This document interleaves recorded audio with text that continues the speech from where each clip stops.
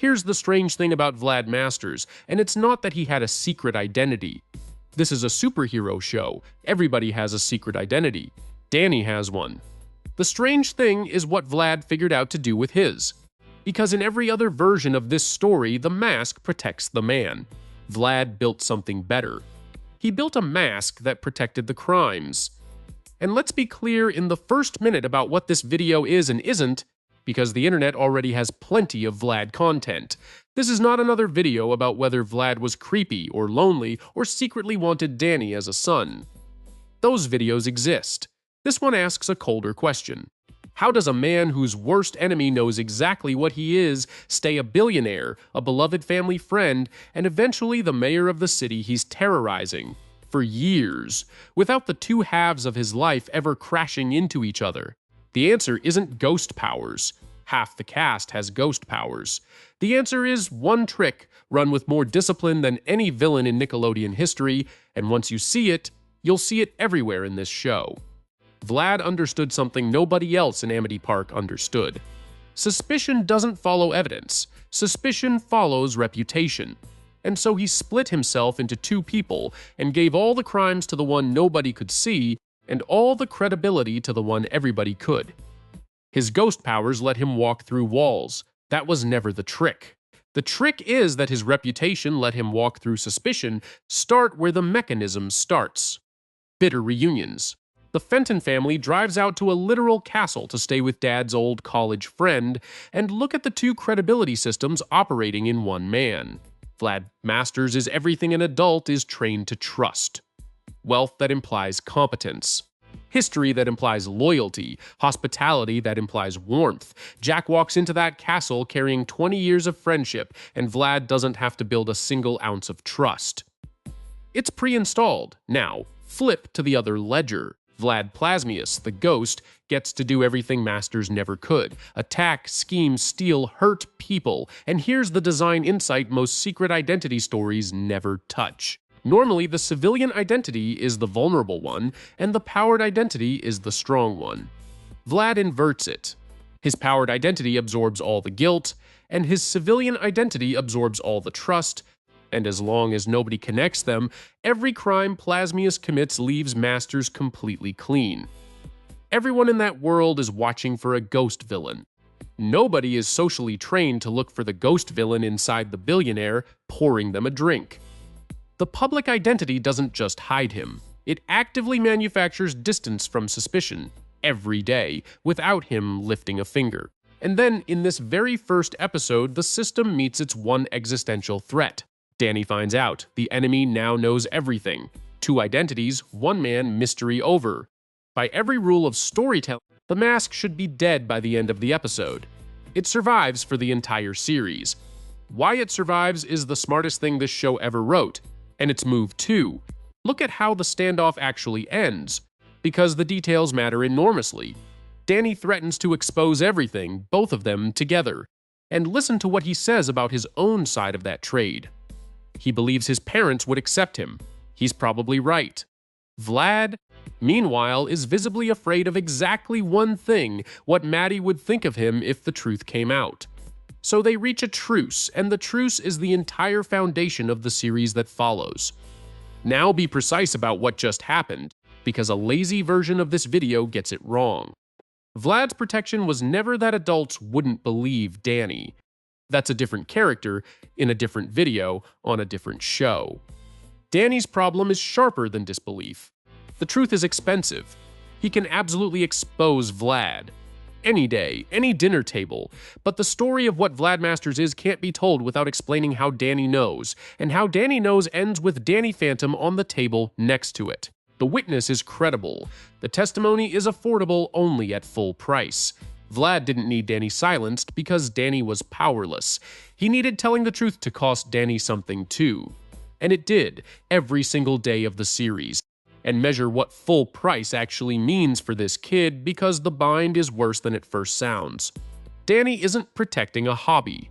The secret identity is his entire operating life.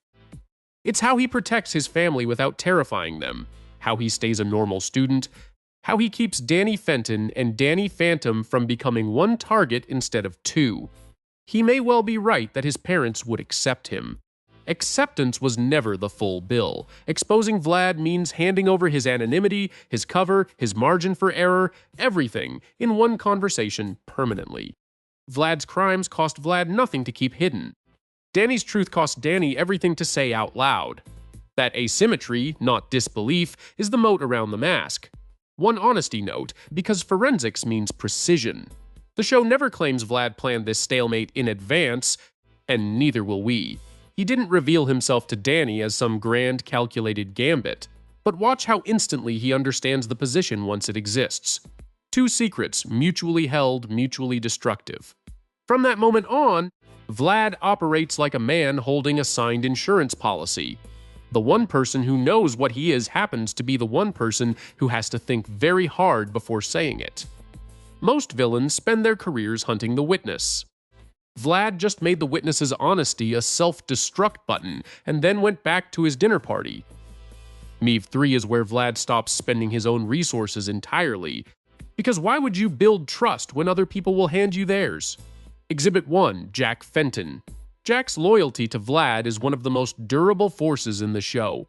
Vlad's resentment leaks constantly, the coldness, the jabs, the barely disguised contempt, and Jack's affection just absorbs all of it, because Jack is reading 20 years of friendship into every interaction. And here's the uncomfortable precision of it. Vlad doesn't manufacture that relationship. He doesn't have to. Jack already did the work decades ago and keeps doing it for free. Vlad simply keeps cashing a friendship he privately despises. This isn't a story about Jack being stupid. It's a story about a man weaponizing someone else's love, which is worse. Exhibit 2 shows the same move in operation. In Maternal Instinct, Maddie and Danny travel to what looks like a legitimate science symposium. It isn't. The entire event is a ruse Vlad constructed to separate the two of them from Jack. And notice the shape of the move, because it repeats his whole career. The trap never arrives looking like a trap. It arrives looking like science. Like friendship. Like hospitality, or a favor, or an investment. The respectable layer gets the targets into position, and then, once the doors are closed, Plasmius handles the rest. Legitimacy first, trap second, but this episode also hands us something this video needs even more than another Vlad win, a limit, because Maddie does not fall for it.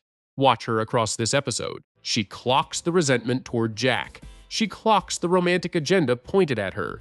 By the end, she's not charmed, she's managing him, strategically, while looking for the exit.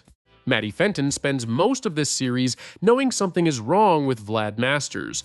What she doesn't know, and this distinction is the entire point, is what kind of wrong. Creepy old friend who can't let go of college? Yes. The half-ghost supervillain attacking her family? Never crosses her mind, and that's all the mask needs. Vlad never required every adult to adore him. He required them to misdiagnose him. As long as the worst thing Maddie can imagine about Vlad Masters is smaller than the truth stays safe. By move 4, Vlad has stopped doing his own dirty work almost entirely. In The $1 Million Ghost, he wants the Fenton's ghost portal. The direct approach would mean fighting Danny in public repeatedly with all the exposure risk that carries. So instead, he spends money. $1 million publicly on the head of Danny Phantom. And then he simply stands back while every ghost hunter with a gadget and a dream descends on Amity Park to attack his enemy for him. Look at the geometry. Vlad has a private objective. He creates a public incentive. Strangers voluntarily supply the violence. And while every camera and every weapon in town points at Danny, Vlad walks quietly toward the thing he actually wanted. He didn't defeat anyone. He changed what other people wanted and let them do the moving, and the refined version of this move has a name and a face. Valerie Gray. Valerie hates ghosts for her own reasons, real ones, reasons Vlad never had to invent. What Vlad supplies is everything around the hatred: equipment, support, direction, selective information about which ghost deserves it today, and the show gives us the exact moment the investment pays out. When Danny, a target Vlad has sent her after under false pretenses, tells Valerie that Vlad is lying to her, Valerie doesn't weigh the claim. She rejects the category. Vlad Masters is a good man, she says. He's never lied to her. That's reputation functioning as credit. Vlad deposited enough genuine help into that relationship that accusations against him bounce on arrival. The best pawn isn't someone you control. It's someone who believes completely that they're acting on their own values, with their own information, for their own reasons. Valerie was never Vlad's soldier. She was her own soldier, aimed by a man she trusted, and the aiming was the only part he ever touched. To be fair to her, she's a teenager, not a fooled adult, and she does eventually learn exactly what he did. But the mechanism doesn't care about age. It works on anyone who's been helped enough to stop checking. Which brings us to the escalation that makes Vlad genuinely unique among cartoon villains. In Eye for an Eye, he stops manipulating people and starts manipulating the system they live inside. He runs for mayor of Amity Park. And let's be surgically precise about the election, because getting this wrong would poison the whole analysis. Vlad does not charm his way into office. While Danny is busy fighting what turns out to be a decoy, Vlad's duplicates overshadow the voters, and the polls swing into a landslide. The public face gave him a plausible candidacy. The ghost powers stole the actual result. Both halves of the man working the same con, one in daylight and one inside the voting booth. It's the two identity trick, scaled up to a city, and now watch what he does with the office, because this is the smartest stretch of writing in the series. He doesn't use the mayor's chair to attack Danny Phantom. He uses it to legislate him out of existence. School uniforms, technology bans, a 4 o'clock curfew, mandatory roll call before and after class, security everywhere. Every rule wrapped in the same unimpeachable language, protecting the children, and every rule quietly closing another window Danny needs.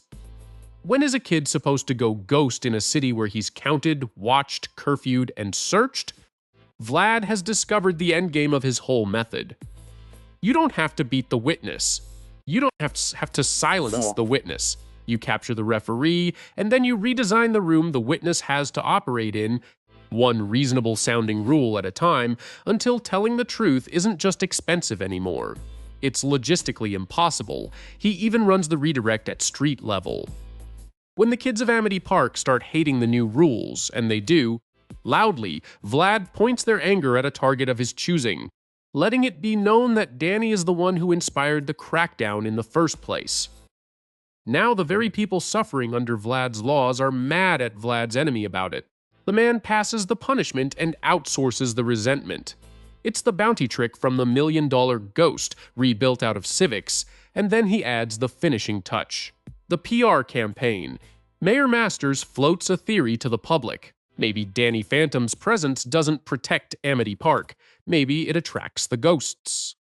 And then, wouldn't you know it, Ghost Trouble arrives on schedule to prove him right, including a rampage Vlad manufactures personally, with his own duplicate, so that he can heroically stop it on camera. Absorb the elegance of that. Vlad makes a claim, then builds the evidence for it, then rescues everyone from the evidence. He's not denying what Danny says anymore. He's mass-producing the context the whole city uses to interpret it. The best way to make a truth-teller look like the problem was never to call him a liar. It's to construct a reality where your lie keeps generating its own proof. So is the machine perfect? No. And the show is careful to leave the cracks visible, so let's put them on camera too.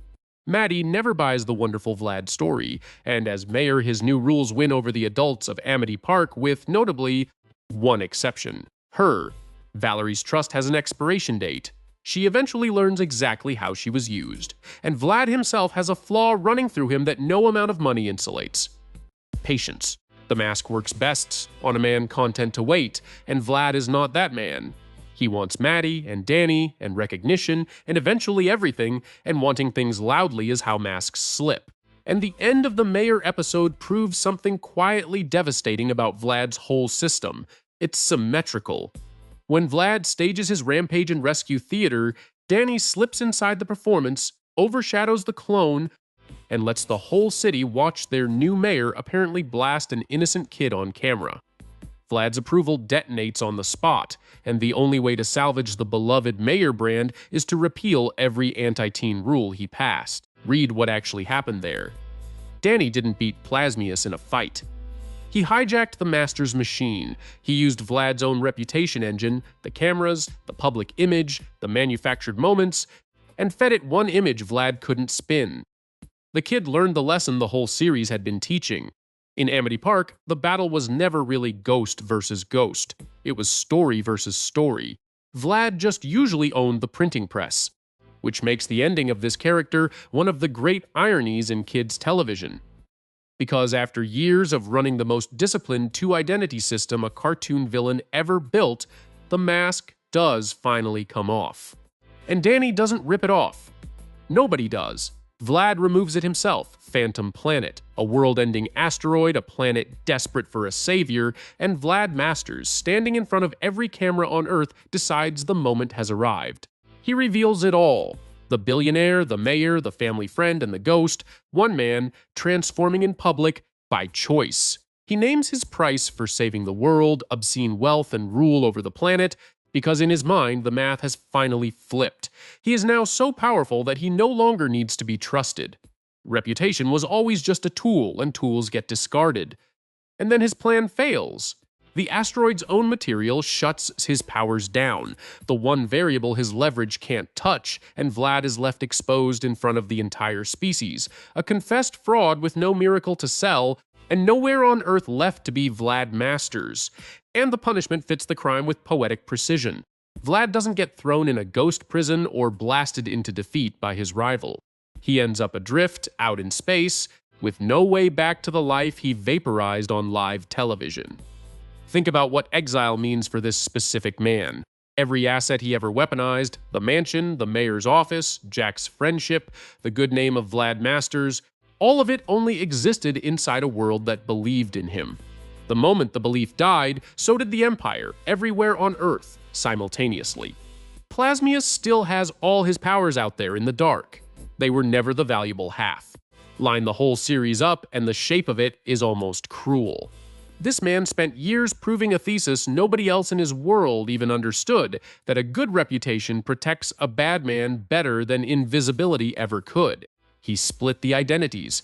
He made the truth too expensive for the one kid who knew it. He borrowed trust he never earned, aimed strangers at his enemies, and finally captured the institution that writes the rules. Every move worked. The system was genuinely brilliant. And then, at the exact moment he mistook power for the thing reputation had been doing for him all along, he walked to a podium and dismantled it himself, in one sentence, for free. Vlad Masters was never defeated by the kid who knew his secret. He was defeated by the day he decided he didn't need one.